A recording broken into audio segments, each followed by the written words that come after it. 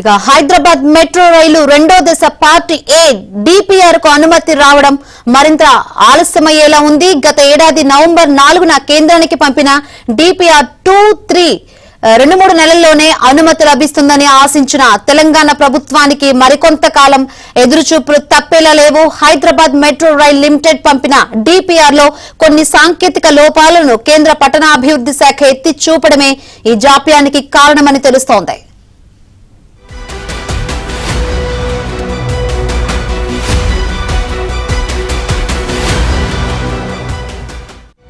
Metro రెండో దశలో ప్రతిపాదిత 5 కారిడార్లలో కలిపి 76.4 కిలోమీటర్ల మేర చేపడుతున్న మెట్రో ప్రాజెక్టుకు అసలు 24,269 కోట్లు ఖర్చవుతుందా?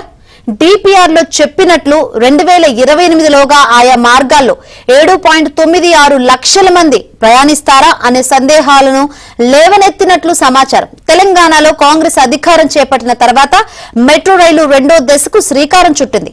డిపిఆర్ ను గత ఏడాది నవంబర్ 4న కేంద్రానికి సమర్పించారు.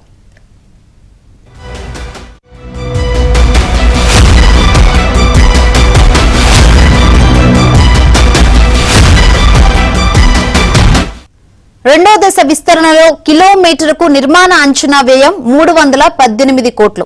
పరిస్థితుల ప్రకారం ఇందులో కొంత హెచ్చుతగ్గులు ఉంటాయని డిపిఆర్ లో పేర్కొన్నట్లు తెలిసిందే.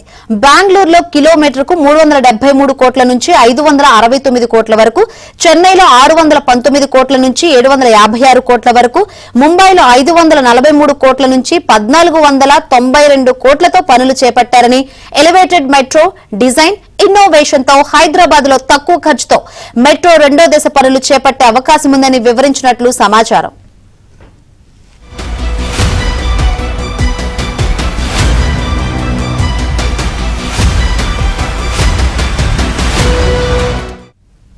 రెండు 2017 నుంచి 2024 అక్టోబర్ వరకు మొదటి దశలోని 3 కారిడార్లలో 63.40 కోట్ల మంది ప్రయాణించారని, మెట్రో రెండో దశ 2028లోగా పూర్తి చేస్తే రెండో దశల్లో కలిపి మొత్తం రోజుకు దాదాపు 10 నుంచి 12 లక్షల మంది వరకు ప్రయాణించే అవకాశం ఉందన్నారు.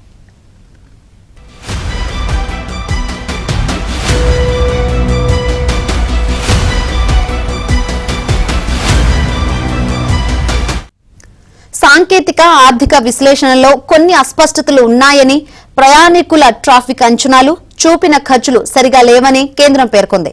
నాగోల్, ఎల్బీ నగర్, మియాపూర్, చాంద్రయానగుట్ట మార్గాల్లో భూసేకరణ సమస్యలు, రోడ్డు వెడల్పు పరిమితులను సక్రమంగా రూపొందించలేదని, డిపిఆర్ రూపకల్పనలో కేంద్ర మార్గదర్శకాలను అనుసరించలేదని అభ్యంతరం వ్యక్తం చేసింది.